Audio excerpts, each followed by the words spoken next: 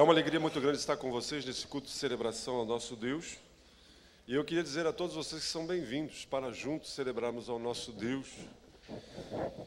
E a nossa oração, o nosso desejo é que Deus possa abençoar ricamente a vida de cada um de nós, que possamos iniciar a nossa semana tendo uma semana abençoada. Eu gostaria de compartilhar com vocês apenas um versículo que se encontra no Evangelho de Lucas, capítulo 19, verso 41, que é esse versículo que é um dos versículos menores da Bíblia. Está no Lucas 19, verso 41, está no seu informativo. Você pode abrir o seu informativo aí na parte interna dele, que tem um esboço daquilo que a gente vai falar. Veja a sua cidade com outros olhos. Eu não sei se você é canoense, mas uma coisa eu sei, você mora na cidade. Dificilmente alguém que mora numa área rural vai estar aqui conosco, com exceção de Nova Santa Rita, que não é mais área rural, tá? A grande verdade é que todos nós, de uma forma ou de outra, convivemos, vivemos, residimos, trabalhamos em grandes cidades. E a Bíblia diz que Jesus, vendo a cidade, chorou. Jesus estava no Monte das Oliveiras, que dia desses a gente mostrou uma foto para vocês, e ele olhando a cidade de Jerusalém, ele chorou. Ao contrário do que possa parecer para muitas pessoas, a Bíblia é um livro extremamente urbano. A maioria das histórias da Bíblia aconteceram em cidades. A maior parte dos acontecimentos da vida de Jesus e da própria Bíblia aconteceram em cidades. Nós fizemos essa viagem a Israel no mês de abril, final de abril e começo de março, e conhecemos muitas cidades. Mostramos para vocês aqui durante algumas semanas, e quase todos os eventos que nós narramos estavam relacionados a cidades. Então nós percebemos que os acontecimentos bíblicos do Evangelho de Jesus aconteceu em cidades. Por quê? Porque era nas cidades onde as pessoas se encontravam. E hoje, se aquela realidade já no tempo de Jesus era assim, muito mais nos dias de hoje. Então nós percebemos que a igreja, nós como cristãos, precisamos ter a percepção de que a maioria das pessoas no mundo hoje, as estatísticas nos dizem, moram, residem, vivem em cidades. E uma coisa que até um tempo atrás não era muito habitual, comum para nós, os brasileiros, principalmente aqui no Rio Grande do Sul, São Paulo sempre foi uma cidade mais cosmopolita, Rio de Janeiro, mas a grande realidade é que hoje existem pessoas de todos os lugares do mundo que estão habitando nas nossas cidades. Um irmão nosso aqui tem na sua empresa pessoas que são haitianas, outros são pessoas que vieram do Senegal. Então a grande realidade é que nós hoje temos na nossa cidade a condição, a possibilidade de alcançarmos pessoas de várias nacionalidades. Você, como homem de Deus, pode ministrar, você, como mulher de Deus, pode levar o Evangelho a uma pessoa que amanhã depois talvez volte para a sua nação, outra vez entre em contato com a sua família, e de uma forma ou de outra estaremos evangelizando, alcançando pessoas em várias nações. Essa é a realidade. A Bíblia diz que quando a igreja surgiu no dia de Pentecostes, foi uma festa muito grandiosa. Pentecostes, os judeus vinham de todos os lugares do mundo para se reunir em Jerusalém. E quando Pedro pregou o seu primeiro sermão, milhares de pessoas se converteram, e muitos daqueles que se converteram eram viajantes, eram pessoas que vieram de outras regiões. Por isso que quando eles voltaram para a sua casa, eles levaram o Evangelho de Cristo. Por isso que a igreja cresceu de uma forma extraordinária nos primeiros anos, porque as pessoas conheciam a Jesus e voltavam para a sua casa, voltavam para a sua terra e eram instrumentos de transformação, eram agentes de transformação. Por isso nós podemos afirmar categoricamente que Deus ama a cidade. Jesus ama a cidade. Jesus amou a cidade. O texto de Lucas diz que Jesus, vendo a cidade, chorou. Mateus registra um acontecimento quando Jesus, olhando a cidade do Monte das Oliveiras, ele disse: "Ó Jerusalém, Jerusalém, quantas vezes eu quis te juntar como uma galinha junta os seus pintinhos embaixo das suas asas, mas você resistiu, você tem matado, você tem perseguido os profetas que eu tenho enviado a você, mas eu quero que você encontre libertação, eu quero que você encontre cura para a sua alma, para as suas mazelas." Então Deus ama a cidade. não a construção, não o trânsito. Deus ama as pessoas. Isso é tão verdade que existe uma história muito conhecida nossa, nós falamos aqui também de Jope, que é um porto onde Jonas, o profeta Jonas, embarcou em um navio para fugir da presença de Deus. E por quê? Porque Deus havia ordenado que Jonas fosse a uma grande cidade, Nínive, pregar a palavra de Deus. E o livro de Jonas, capítulo 3, do verso 1 ao verso 4, diz uma coisa muito interessante. Observe o que a Bíblia diz. Veio a palavra do Senhor segunda vez a Jonas, porque a primeira vez ela veio e ele fugiu. Na segunda vez, Deus vem a ele e diz: dispõe-te e vai à grande cidade de Nínive. Nínive era a capital do Império Assírio, não a Síria como a gente conhece hoje, mas a antiga Assíria, que durante um determinado tempo da nossa história dominou o mundo da época, antigo. E os assírios eram extremamente cruéis. Se você for ler a história, você vai ver que eles desenvolveram uma estratégia extremamente cruel para com as pessoas que eles dominavam. A política deles era terra arrasada. E os assírios eram o povo que estava perseguindo o povo de Deus. Os judeus eram um povo que queria o mal. E Deus diz a Jonas: Jonas, eu quero que você se disponha e vá à grande cidade de Nínive. E Deus continua dizendo: e proclama contra ela a mensagem que eu te digo. Levantou-se, pois, Jonas e foi a Nínive segundo a palavra do Senhor. E daí a Bíblia continua dizendo: ora, Nínive era uma cidade muito importante diante de Deus. Nínive era uma cidade muito importante de Deus e de 3 dias para percorrê-la. Jonas precisou 3 dias para atravessar a cidade de um lado para o outro pregando. A Bíblia diz que existiam 120.000 pessoas habitando em Nínive. Então a gente percebe que Deus ama as pessoas. Deus ama a cidade. Nós vivemos em uma cidade que tem aproximadamente hoje 340.000 habitantes. A cidade de Canoas é uma cidade, vamos dizer assim, por estar muito próximo de Porto Alegre, fazer parte da grande Porto Alegre, ela não tem uma identidade própria. Não é como já São Leopoldo, Novo Hamburgo, que são cidades típicas de imigrantes alemães, que tem uma história. Canoas é uma cidade nova, foi em 30 e... eu nem me lembro mais, acho que foi em 39. Canoas tem 70 e poucos anos de emancipação, mas a grande realidade é que Canoas é uma cidade que contém todas as mazelas de uma cidade grande. Então existe uma desigualdade social muito grande, existem índices de violência, existem índices baixos de saneamento básico, de necessidades. A nossa cidade é uma cidade onde existe todas as mazelas possíveis de uma grande cidade. Mas Deus está dizendo a mim e a você que precisamos olhar a nossa cidade com os olhos de Deus.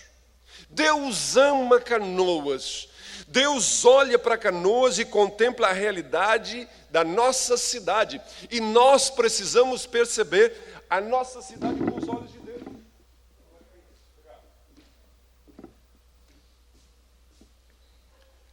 Você e eu, como cristãos, como homens e mulheres que conhecem a Deus, precisamos olhar a nossa cidade com os mesmos olhos de Cristo. E como eu e você precisamos ver a nossa cidade? Qual deve ser a minha e a sua, nossa relação como cristão com a sociedade onde nós convivemos? Observe um texto de Jeremias, capítulo 29, o verso 7, que diz assim: procurai a paz da cidade para onde eu vos desterrei e orai por ela ao Senhor, porque na sua paz vós tereis paz. Quem está dizendo isso é o próprio Deus, através do profeta Jeremias, falando ao povo de Israel. Em outra tradução, esse mesmo versículo diz o seguinte, prestem atenção: busquem a prosperidade da cidade para a qual eu os deportei e orem ao Senhor em favor dela, porque a prosperidade de vocês depende da prosperidade dela. Será que eu e você percebemos isso que Deus está dizendo? E o mais interessante é quando você percebe em que contexto Deus está dizendo isso para o povo. O povo de Israel, aqui nesse contexto de Jeremias, havia, devido à sua dureza, devido à sua obstinação, devido à sua rebeldia contra Deus, Deus disse: se vocês forem rebeldes, se vocês forem obstinados, vocês vão sofrer na vida de vocês o exílio. Os babilônicos vão vir e vão dominar vocês, vão prender vocês, vão levar os escravos, vocês, filhos de vocês, como escravos, vão tirar o ouro, o que vocês têm de valor, e vão levar para a Babilônia. E esse texto Deus está dizendo para as pessoas que foram levadas como escravos para a Babilônia. Deus está dizendo assim: vocês que estão aí na Babilônia, entendam uma coisa: vocês precisam buscar a prosperidade da Babilônia. Fazendo uma comparação muito besta, me perdoem aqui se tiver algum castelhano aqui, mas vamos dizer que a Argentina invadisse o Rio Grande do Sul e arrasasse nós aqui, prendesse nós tudo, levasse a gente tudo como escravo para Buenos Aires. E você ia ter que falar com os irmãos lá, trabalhar para os irmãos. Você está por aqui com os irmãos. Já não gostava muito de Argentina, agora piorou. Mas daí Deus vem e diz assim para ti: tchê, você precisa orar para que a cidade de Buenos Aires prospere. Você precisa orar para que o povo de Buenos Aires tenha paz. Eu quero mais é que essa gente se exploda. Eu quero mais é que eles se ralem. Mas Deus está dizendo a eles que, apesar de eles terem sido desterrados para a Babilônia, apesar de haver no seu coração uma predisposição para odiar, para desprezar, para querer a destruição, Deus disse: eu quero que vocês orem por Babilônia. Aqui está uma coisa que nós precisamos perceber. Deus está dizendo a pessoas que estavam no exílio que, além deles terem perdido a sua casa, serem desterrados da sua casa, eles deveriam buscar o bem do seu opressor. É como se fosse um castigo duplo. Mas Deus está dizendo a vocês: não é porque vocês estão no exílio que vocês devem descuidar da sorte da cidade. Agora você imagine o que Deus diz para mim e para você, que vivemos em uma cidade que a gente ama, que vive numa cidade aonde nós estamos porque fizemos uma opção, uma cidade que nós estamos morando, que amamos, que é a nossa terra. Imagina o quanto isso é verdadeiro para nós que estamos numa cidade aonde a gente vive, não porque somos obrigados, não. Então percebam que Deus está dizendo a mim e a você que eu e você, como homens e mulheres cristãos, homens e mulheres que conhecem a Deus, temos um grande compromisso para com a nossa cidade. E ele chega a dizer que a sorte da cidade, ela determina, a sorte da cidade, ela influencia na sorte do cidadão. A nossa dificuldade é que a gente é muito bom de falar mal da nossa cidade, falar mal do nosso país, falar mal do nosso governo, falar mal dos outros. Mas nós não percebemos que o nosso compromisso com a cidade precisa ser algo ativo, proativo, algo operante. Nós precisamos ser agentes de transformação. É isso que Deus está dizendo conosco.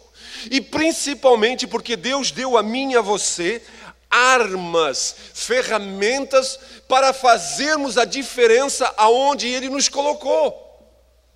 O meu compromisso, o seu compromisso é maior para com a nossa cidade, porque Deus tem nos dado da sua compreensão, do seu espírito, da ação dele nas nossas vidas.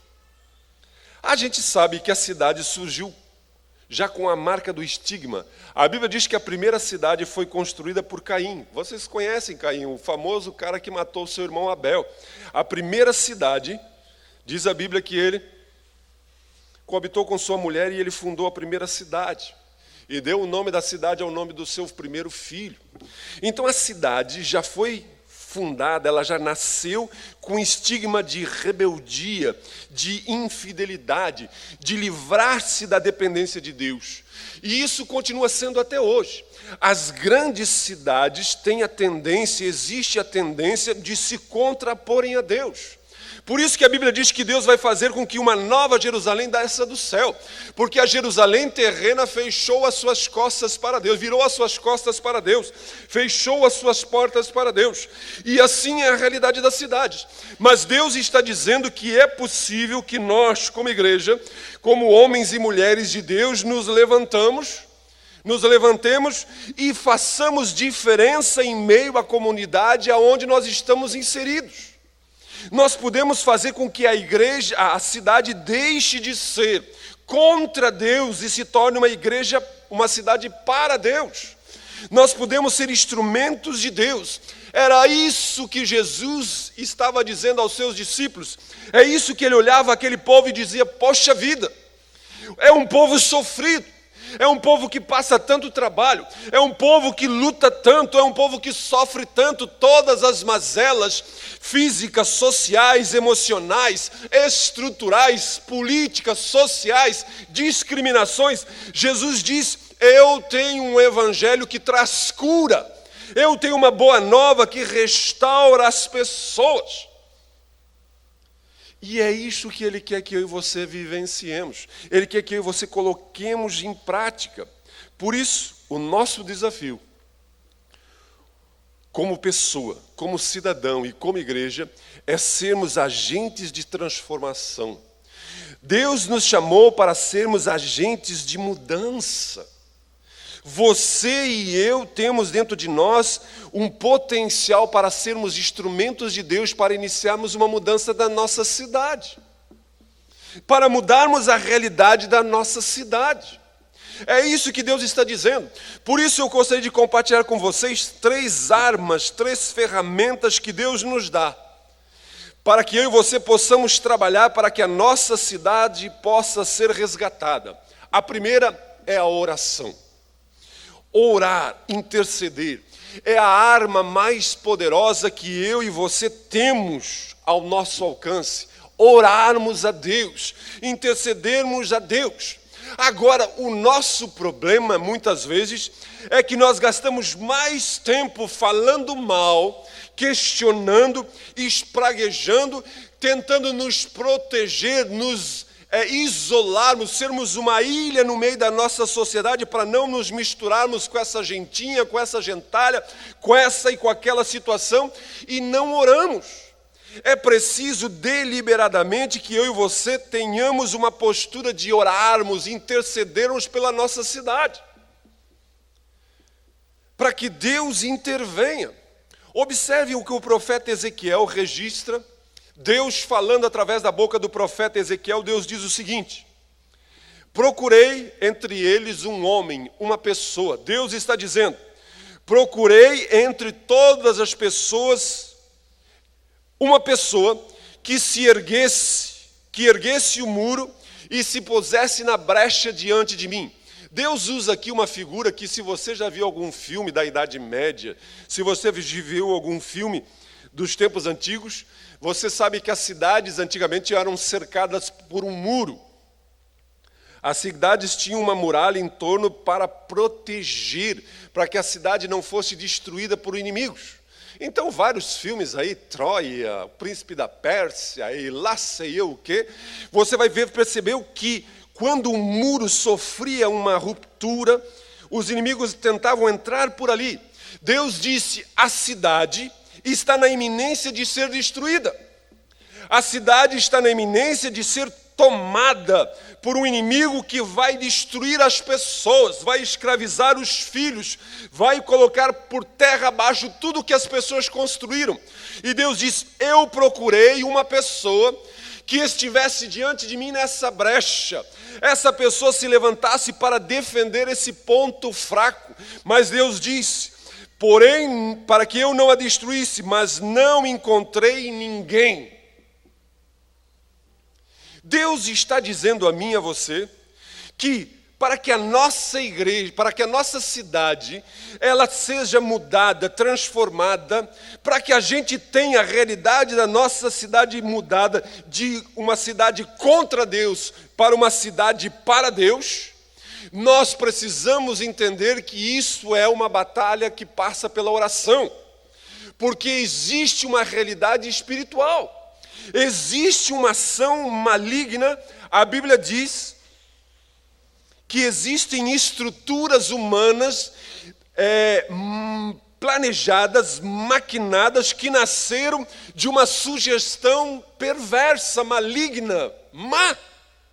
Gente, quando a gente lê, quando a gente ouve falar do que está acontecendo nas altas esferas dessa política no nosso país, de Lava Jato para cá, de CBF, FIFA para lá, o que leva uma pessoa de 80 e poucos anos, que se viver mais muito, vive 5, 6, 10 anos no máximo, a querer cada vez mais.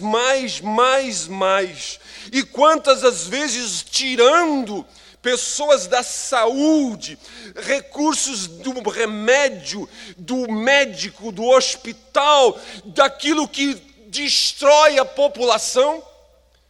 É a ganância? Gente, é claro que a ganância está no homem, mas por trás disso existe um espírito, existe uma ação espiritual que quer destruir o ser humano. Quanto mais arrasado, quanto mais miserável, quanto mais padecer, quanto mais for, isso dá prazer.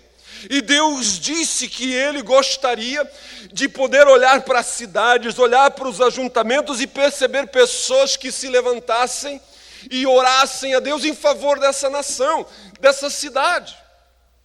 Então a primeira coisa que Deus está dizendo a nós, que a cidade, no contexto de Ezequiel, sofreu a destruição. A cidade sofreu a miséria, porque não existiam pessoas que intercediam. Você ora o tanto quanto você murmura da crise, da miséria. Semana passada entraram 3 vezes aqui no nosso pátio para assaltar, para roubar, para cometer vandalismo aqui no nosso vizinho. 3 vezes numa semana, que eu saiba, fora o que a gente não sabe. Chega uma hora que você diz assim, mas que a vontade da gente é dizer assim, botar tudo na cadeia, apodrecer na cadeia, morrer na cadeia, esses miseráveis infelizes. Mas o que nós estamos fazendo como igreja? Deus está dizendo que Deus está procurando homens e mulheres que orem pela sua cidade. A segunda coisa que Deus diz é que nós precisamos não apenas orar.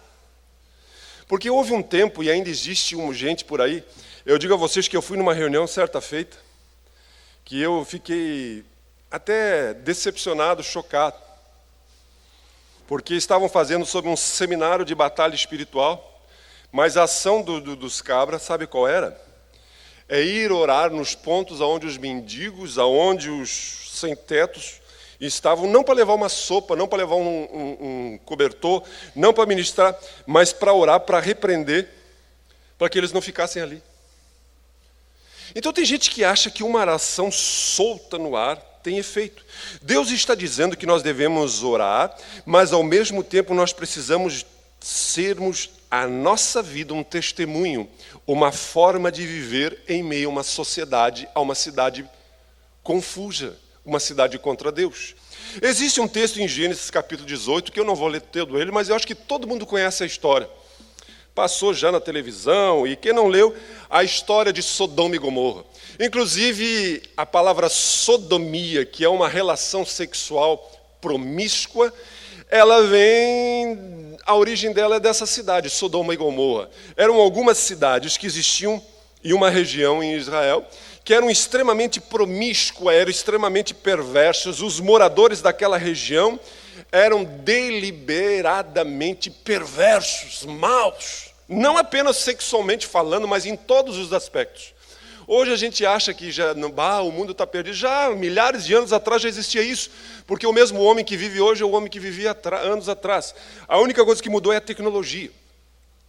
E a Bíblia diz que a maldade de Sodoma e Gomorra foi tanta, que a Bíblia diz que todas as coisas têm um teto, todas as coisas têm um nível, todas as coisas têm uma medida, e Deus diz que você pode ir, mas se chegar naquela medida, não tem. E as cidades chegaram na medida que Deus disse, tenho que fazer alguma coisa. E Deus então desceu à terra e antes de ir a Sodoma e Gomorra, ele passou na barraca de Abraão, na tenda de Abraão, e conversou com Abraão e disse: Abraão, quero te dizer uma coisa para ti, tu é muito meu amigo, eu estou indo daqui e eu e os anjos estamos descendo a Sodoma e Gomorra e vamos destruir aquela cidade. Mas o sobrinho de Abraão, Ló, juntamente com a sua esposa e as suas 2 filhas, moravam naquela cidade. E Abraão então começa a fazer aquilo que Ezequiel nos exorta a fazer. Ele começou a interceder a Deus, dizendo assim: Deus, tu vai destruir uma cidade, mas Deus, e se eu encontrasse 50 justos lá dentro, tu destruiria essa cidade se tivesse 50 pessoas justas? Deus olhou para ele e disse: não, Abraão, se houvesse 50 justos, eu não destruo a cidade. Abraão fez uma conta rapidinha de cabeça e resolveu mudar. Deus, se tiver 30, tu destrui. Não destruo. Mas daí ele pensou mais um pouco e: Deus, se tiver 10, tu destrói a cidade. Deus olhou para ele e disse: se houver 10 justos em Sodoma e em Gomorra, eu não destruo a cidade. Eu perguntaria para vocês: o caráter de Deus muda? Será que Deus é como eu e como você, que hoje pensamos uma coisa, amanhã pensamos uma coisa? Quando meu filho é pequenininho, eu olho para o filho dos outros que são maiorzinhos e digo: ah, que guri arteiro. Quando o meu faz, eu acho que coisa bonita. Né? A gente é muito bom, com o tempo a gente muda os nossos valores, mas Deus não. Mas por que então Deus disse: olha, eu estou vindo para cá porque eu estou por aqui com essa gente. O pecado deles está cheirando mal nas minhas narinas, o que eles fazem é muito errado. Por que Deus disse a Abraão que se tivessem 10 pessoas, ele não destruiria a cidade? Será que Deus estava dizendo assim: olha, se tiver 10 pessoas lá, eu vou esquecer, eu vou fazer de conta que não estou vendo o que está acontecendo? Não, não era isso que Deus está dizendo, porque o caráter de Deus não muda. O que Deus diz que é errado e vai ser sempre errado. O que Deus diz que é certo e vai ser sempre certo. Jesus chegou a dizer que passará os céus e a terra, mas a minha palavra não vai passar nenhum tio. Então, por quê? Deus estava querendo dizer a mim e a você que se existir 10 justos em uma comunidade, e esses justos viverem a sua vida em justiça, em integridade, eles podem ir pouco a pouco influenciando outras pessoas, arregimentando outras pessoas. Deus está dizendo que significa que nós podemos ir trabalhando para mudar a realidade. Com 10 justos, Deus está dizendo: é possível você retomar uma cidade, é possível você reinventar uma cidade, é possível você salvar uma cidade, é possível você curar uma cidade. A história está cheia de exemplos de lugares que a igreja, homens e mulheres de Deus, se levantaram e mudaram a realidade. A Inglaterra passou um período de avivamento que até bares se fecharam, até casas de jogos se fecharam, cidades inteiras mudaram, não tinha ninguém nas cadeias, não tinha ninguém nas boates, nos cabarés, nos inferninhos, acabou tudo. Porque alguém foi lá e pregou, porque alguém era homofóbico, foi lá que estabeleceu uma lei, foi lá e deu uma pedrada em alguém. Não! Mas essas pessoas foram justos, pessoas que começaram a viver de uma forma que foram contagiando, foram influenciando, foram mostrando, transformando-se em padrões de justiça, em padrões de honestidade, em padrões de equidade, em padrões de solidariedade, de sermos pessoas corretas. É isso que Deus está dizendo. Se nós não formos assim, não há como converter uma cidade. Não há como mudar uma cidade se nós não formos justos. Por isso eu digo a você que é um profissional, por isso que eu digo que você que é um cidadão, você foi chamado para ser um justo na cidade de Canoas e para a cidade de Canoas.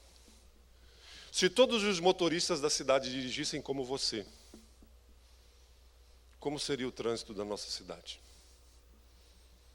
Se todos os patrões se relacionassem com seus funcionários como você se relaciona, se todas as empregadas domésticas fossem tratadas como você trata a sua empregada doméstica, se todos os professores fossem tratados como você trata o professor do teu filho que dá uma nota errada para o seu filho, porque o seu filho não estudou, o seu filho não fez o trabalho, como os professores viveriam na nossa cidade? Deus está dizendo a mim e a você que não adianta apenas orarmos. Eu já vi crente fazer proclamação, derramar óleo santo em cima da cidade de helicóptero, de avião, cravar a espada no chão, botar óleo e fazer 500 mandingas. Tinha um que queria enterrar uma Bíblia na praça no centro da cidade. Gente, nada disso tem valor se a minha vida, se o meu testemunho não for de um homem e de uma mulher justo. Se eu deliberadamente não for o justo da cidade de Canoas. Então nós precisamos nos tornar padrões de Deus para essa cidade, para que as pessoas percebam, vejam como o meu vizinho se comporta, como o meu professor se comporta, como esse profissional não é tratante como tantos que estão por aí, que dizem, não, eu vou lá amanhã dar o orçamento e leva uma semana, não aparece, dá desculpa, desliga, trata um preço hoje, amanhã está cobrando outro, se não escrever, se não assinar, se não registrar no cartório, a palavra dele não vale nada, e às vezes até quando escreve, quando assina, ele se faz de tonto, de morto e não tem nada no seu nome, é um baita de um salafra. Mas é crente, está frequentando a igreja e fogo para cá e fogo para lá. Gente, esse tipo de espiritualidade, o mundo está cheio, está anojado e não muda nada. A gente vê hoje na mídia uns bate-bocas de cá, bate-bocas de lá. Aonde Jesus nos chamou para sermos justos na mídia? Para estarmos estabelecendo padrões de condutas impostos. Nós precisamos ser os referenciais. Deus nos chamou para orarmos pela cidade e para vivermos no meio da cidade, sermos os santos da cidade, sermos os homens e as mulheres de Deus em meio a essa sociedade que está má, está doente, está corrompida, está totalmente enferma. Mas eu e você somos os justos da cidade e na cidade. E não apenas isto. Deus quer que eu e você oremos, que vivemos de forma que nos tornemos padrões, mas precisamos nos engajar. Precisamos arregaçar as mangas e fazer.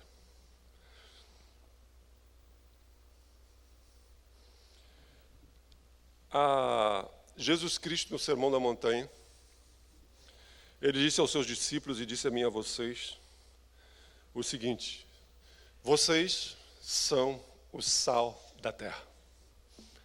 Eu não preciso falar o que é sal, porque todo mundo aqui come sal na sua refeição e a gente gosta até de coisa bem salgada. Mas quando Jesus está dizendo isso a mim e a você, Deus está dizendo que justamente a minha vida, a sua vida, a nossa ação, a nossa atitude precisa ser uma atitude de cura, de restauração, de transformação. Às vezes, nós não nos pensamos como agente de transformação na nossa cidade. Como disse anteriormente, nós somos muito de questionar. E nós não percebemos que nós somos justamente as pessoas chamadas por Deus para fazermos a diferença. Às vezes existem mais ONGs, mais associações de pessoas que a gente até torce a cara porque eles são espíritas, são maçom, são esotéricos, são budistas, são isso, são aquilo outro, mas essas pessoas estão trabalhando para mudar a realidade da cidade. Estão mudando para mudar a realidade das pessoas. Elas estão agindo de forma clara. Mas sabe o que está acontecendo com a igreja? Sabe o que está acontecendo com muitos cristãos? Eles estão se deixando levar por uma mentira, pelo engano do inimigo de Deus e o nosso inimigo. Ele sabe que ele nunca vai levar você a desprezar a Deus. Ele nunca vai fazer com que você negue a Jesus, que você vire as suas costas para Jesus. Não. O que ele faz? Ele leva você a perceber que Cristo, viver como se Cristo fosse só para você. Então a gente quer a bênção de Deus, a paz de Deus, a consolação de Deus, a segurança de Deus, para mim e para os meus filhos. Eu estou como uma galinha cuidando dos meus filhinhos, cuidando das coisas, eu quero a bênção de Deus, é tão bom vir na igreja, é tão bom estar num ambiente saudável, eu quero que os meus filhos estejam num ambiente saudável, eu quero que a minha família se relacione com pessoas de bem. A gente sempre está querendo tudo o que é de bom para a gente, e não se percebe que Deus nos deu uma missão de sermos sal justamente aonde é preciso ser trabalhado, salgado, aonde as coisas estão se deteriorando, onde as coisas estão em putrefação, onde as coisas estão estragadas. Deus está dizendo isso para nós. Nós precisamos, como igreja, como cristão, termos um senso de comunidade, de que somos agente de transformação. E para isso nós precisamos arregaçar as nossas mangas. Nós precisamos fazer. É muito bom adorar a Deus, é muito bom nos encontrarmos, isso é legal. Mas nós precisamos entender que nós precisamos viver essa realidade lá fora. Tem crente que diz, eu gostaria de trabalhar numa empresa onde só tivesse crente. E eu lá no meu trabalho, eu sou a única crente. Tu não imagina como é difícil. Gente, se você é o único, graças a Deus, porque Deus te colocou lá para que você seja sal, para que você faça a diferença. Deus está semeando, colocando homens e mulheres em lugares estratégicos justamente para que nós possamos ser agente de mudança. Mas a nossa tendência é resumir, é reduzir ou transformar a comunidade e a igreja em apenas um encontro devocional. Em apenas um encontro onde a gente vai se alimentando, a gente vai engordando, a gente vai sendo legal, cumprimentando, sorrindo, dando tapinha nas costas. Mas não somos uma comunidade, não somos um grupo, não somos homens e mulheres agentes de transformação. Gente, eu não estou querendo que você se transforme numa Madre Teresa de Calcutá. Eu não estou querendo que você venda tudo que tem e vai dar para os pobres. Não é isso que eu estou falando.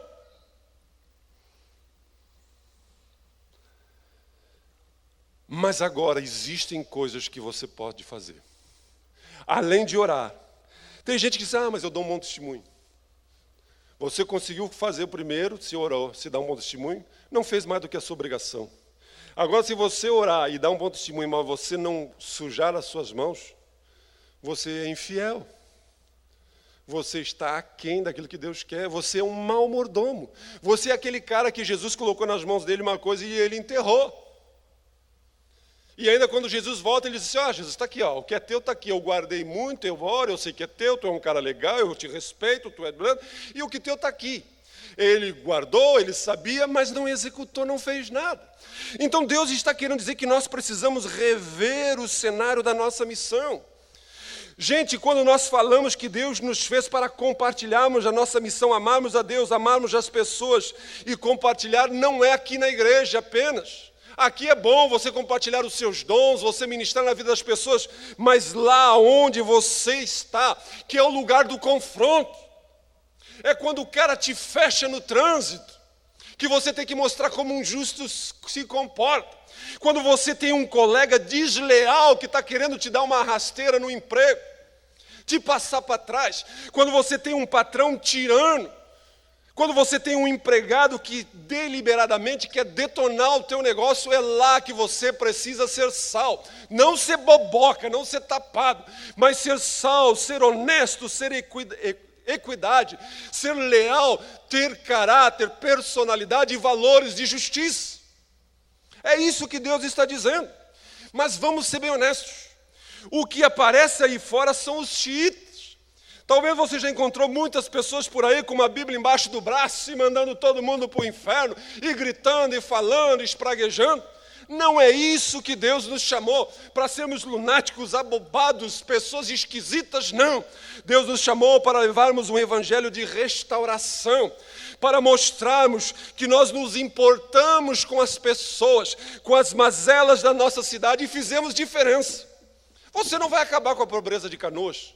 Nós não vamos acabar com a pobreza de Canoas. Mas nós podemos aliviar a realidade de algumas pessoas que cercam o nosso caminho, que cruzam o nosso caminho. O que eu e você temos feito? Nós precisamos rever os nossos relacionamentos. Às vezes, queremos nos relacionar só com pessoas que são cristãs, que pensam como nós, que não vão nos confrontar. Mas Deus colocou você no ambiente de trabalho que você está. Deus colocou você na comunidade que você está, na rua que você está, na empresa que você está, na escola que você está, para ser sal fora do saleiro. Não existe valor em sal dentro do saleiro. Não existe valor de sal guardado. Jesus disse que se ele não salgar, ele não tem valor nenhum. Jesus nos fez para sermos sal aonde é preciso. Por isso, eu e você precisamos viver no meio das pessoas que precisam reaprender a ser gente. Pessoas que precisam reaprender a como viver uma vida plena. Como encontrar em Cristo alívio para as suas mazelas. E, gente, a cidade é o lugar onde as pessoas se sentem mais perdidas, mais solitárias, mais angustiadas, mais oprimidas, mais confusas, mais desorientadas. Principalmente cidades como a nossa, que cresce de pessoas que vêm do interior. Lá elas tinham um nome, lá elas tinham uma terra e vêm para cá, não são ninguém, vão para as periferias da cidade e tem que conviver com tantas mazelas, com tantas dificuldades. Pessoas que precisam encontrar homens e mulheres no seu caminho, que os levem a perceber que existe uma vida diferente, que existe uma realidade diferente. Nós precisamos nos relacionar com as pessoas que não conhecem a Deus, com as pessoas que são incrédulas, com as pessoas que não vivenciaram, não experimentaram na sua vida a transformação, vendo nele uma pessoa transformada em potencial. Precisamos olhar para eles vendo a potencialidade que Deus pode mudar a sua realidade, transformar a sua vida, o seu lar, a sua casa. Por isso eu digo a você, a igreja de Deus é a resposta para a nossa cidade. A igreja é a resposta de Deus, é o plano de Deus para esse mundo. A igreja é o plano de Deus para a cidade, para o estado, para o país, para as nações. É isso, Deus confiou a homens como eu e como você essa responsabilidade. Por isso eu desafio você a orar, a interceder pela sua cidade, a viver uma vida onde você seja um dos justos na cidade e para a cidade, e que você arregace as suas mangas e faça a diferença aonde quer que você esteja. Nem que seja para você não sentar no banco que é destinado a uma pessoa idosa e você se fazer de esquerdo. Nem que seja você não furar a fila de um banco, dar lugar para uma pessoa passar na sua frente, mas que você seja padrão de justiça de Deus. Padrão de honestidade, de integridade, de caráter e de equidade, que a sua palavra seja sim, sim, não, não, porque você entende, você compreende que você foi chamado para aliviar, para ministrar, para transformar. Esse é o que Deus quer que os nossos olhos enxerguem a nossa cidade.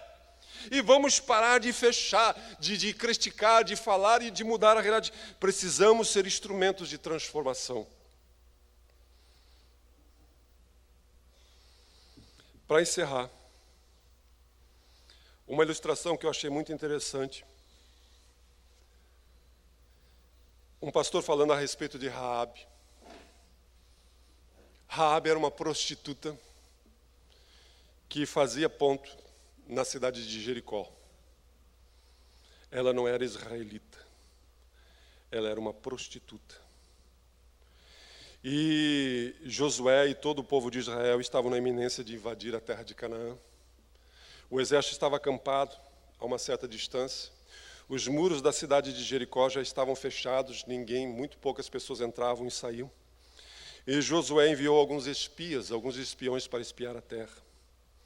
E esses homens foram espiar a terra de Jericó, a cidade de Jericó.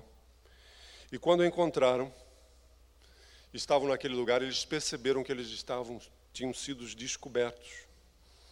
Eles perceberam que alguém desconfiou deles.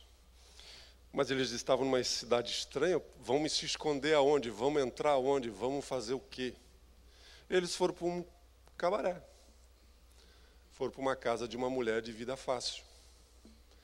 Foram para um lugar onde ninguém ia desconfiar, porque está toda hora entrando homem, saindo homem, entrando homem, saindo homem. Então todo mundo diz assim, mais 2 andarilhos que entraram aí. Esses homens entraram lá não para ter um encontro amoroso, mas para se esconder. E quando chegaram lá, conversaram com aquela mulher, apesar de ser uma prostituta, apesar de ser uma mulher que vendia o seu corpo por dinheiro, aquela mulher, quando ouviu aqueles homens, ela acreditou, ela creu no Deus daqueles homens. E ela disse assim: se eu ajudar vocês, vocês prometem que quando o Deus de vocês entregar Jericó na mão de vocês, vocês vão cuidar de mim e da minha família?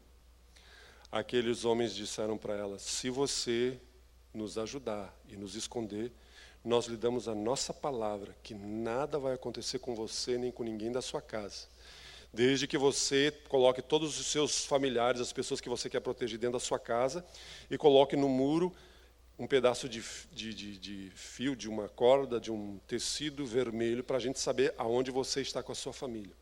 E a Bíblia diz que aquela mulher escondeu aqueles homens. Os soldados invadiram várias casas e procuraram e não encontraram. Eles estiveram, agora não me lembro se 3 ou 4 dias escondidos. E ela os fez descer pela muralha à noite escondido. E passaram-se alguns dias, algumas semanas, e a cidade foi conquistada por Josué. E quando a cidade foi conquistada, Josué chamou aqueles 2 homens e disse: vão lá e honrem a palavra que vocês deram àquela prostituta, aquela mulher que vendia o seu corpo por dinheiro. E eles foram lá e resgataram ela e toda a sua família. Mas o que é mais lindo nessa história é que essa mulher hoje, se você ler no Evangelho de Mateus, ela está na genealogia de Jesus Cristo. Essa mulher creu no Deus de Israel, deixou a vida que se diz fácil e se casou com um judeu, e da sua descendência nasceu o Cristo. Deus está dizendo para mim e para você que quando nós somos instrumentos de justiça, de transformação numa cidade, nós não podemos nem imaginar, nem perceber a espiral que nós estamos construindo, que lá no futuro pode nos alcançar. Aqueles homens salvaram a vida de uma mulher que salvou as suas vidas. Mas, ao mesmo tempo, por essa ação, eles salvaram toda a humanidade, até a sua vida e a minha vida. Porque dessa pessoa nasceu o Cristo. Enquanto eu e você formos agente de transformação, você vai dizer: mas eu não vou conseguir ajudar todo mundo, todos os pobres, todos os órfãos, todos os necessitados. Mas talvez na sua ação você está mudando toda uma geração, toda uma história, que amanhã depois pode ser bênção na vida até mesmo dos seus filhos, da sua realidade. Por isso nós não podemos nos omitir. Deus nos colocou como homens e mulheres nessa cidade, como igreja nessa cidade, e nós precisamos olhar para a cidade com os olhos de Cristo. Por isso eu quero que você pegue o informativo que você ganhou aí, abra ele aí, todo mundo que pegou o informativo. Se não ganhou, devia ter ganhado. E se você não pegou, pegue, não sei se sobrou. Mas todo mundo pegou? Ó, aqui tem uma parte dizendo assim: Canoa, cidade nossa. Acharam? Levanta aí e faz assim se achou. Só assim. Isso, tá bom, só para ver. Gente, Deus quer que nós, como igreja, vivamos isso. Alguém vai dizer assim: mas sabe por que eu não ajudo os pobres? Que eu estou esperando o pastor fazer alguma coisa para me ajudar. Eu até tenho vontade, mas alguém tem que tomar a frente. Não entendeu nada.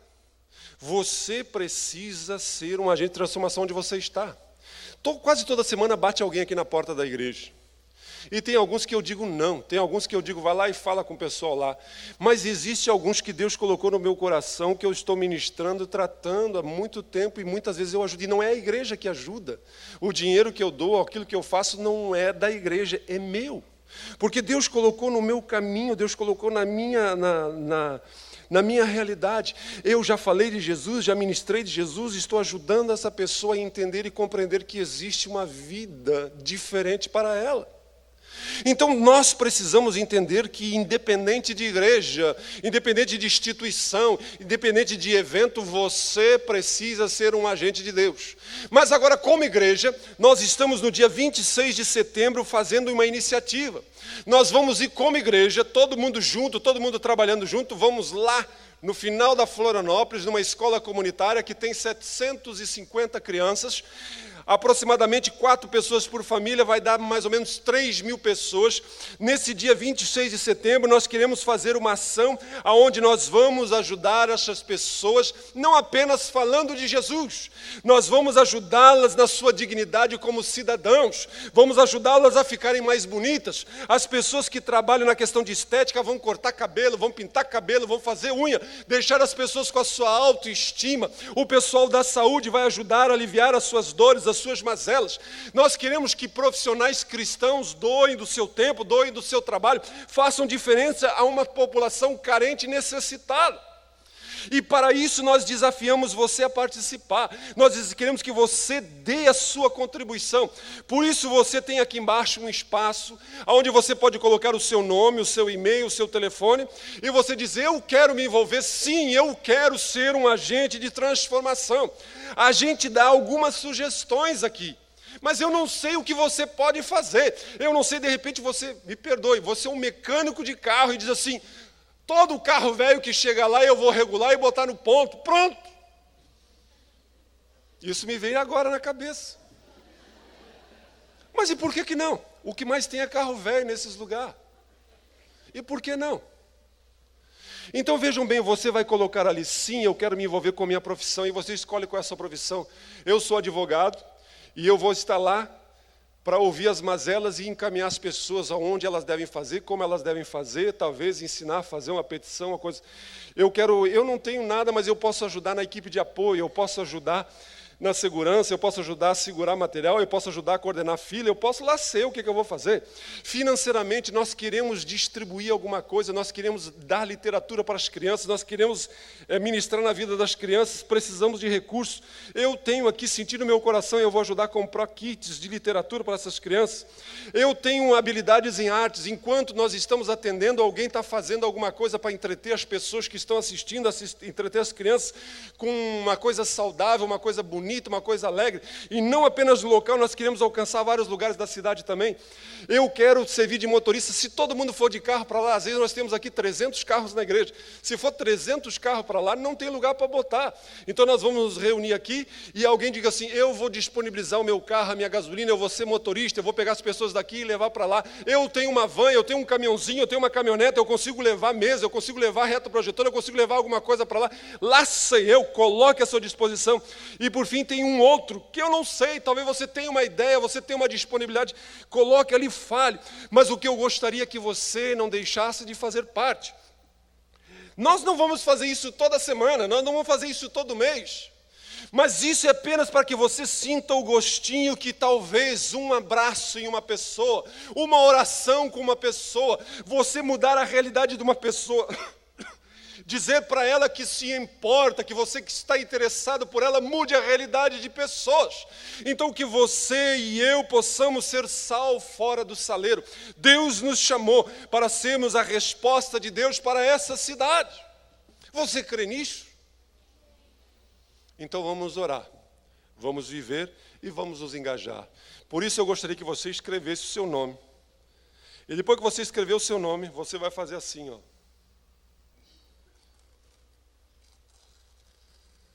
Bem retinho, que nem eu estou fazendo.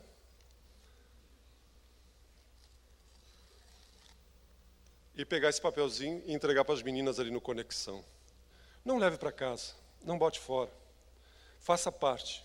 Deus te chamou para fazer diferença. Vamos orar? Pai, eu sei que aqui nesse lugar existem muitos homens e mulheres que têm no seu coração o desejo de serem instrumentos de Deus.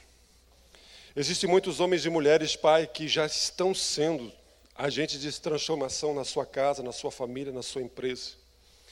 Agora nós queremos dizer a Ti que nós não queremos nos omitir da nossa responsabilidade com a nossa cidade.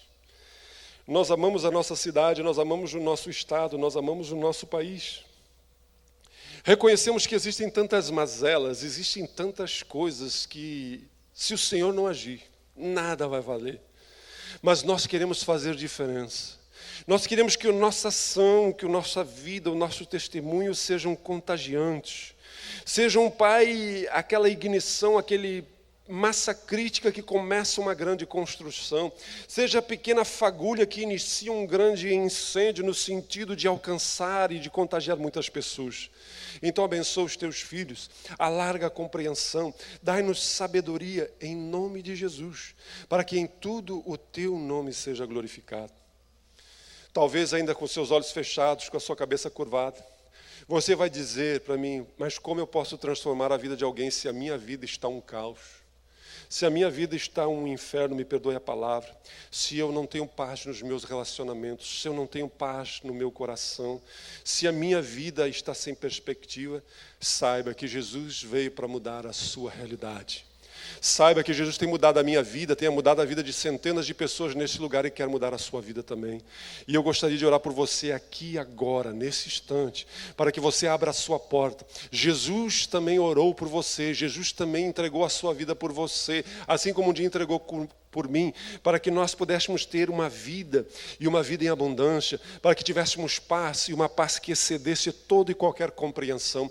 Você quer abrir o seu coração para Jesus? Levante a sua mão aí onde você está, eu quero orar com você.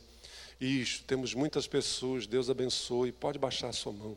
Eu convidaria a igreja toda a ficar de pé e nós vamos orar ao Senhor. Você que levantou a sua mão, coloque a sua mão sobre o seu coração. Eu quero orar com você. Talvez você seja membro dessa igreja e você tenha dificuldade de ser sal lá fora. Talvez você esteja enfrentando dificuldades no seu emprego. Talvez você esteja enfrentando dificuldades na sua faculdade, na sua escola. Talvez você hoje já não salgue mais nada. Você se deixou influenciar. Você está vivendo como eles vivem, dirigindo como eles vivem, se relacionando com o dinheiro, com o sexo oposto. Talvez você seja até mesmo conhecido como um crente morno, um crente frio, um crente que não vive aquilo que todo mundo sabe que um crente precisa viver. Deus quer mudar a sua realidade. Coloque a sua mão sobre o seu coração também. Pai, eis aí a vida dos teus filhos e das tuas filhas.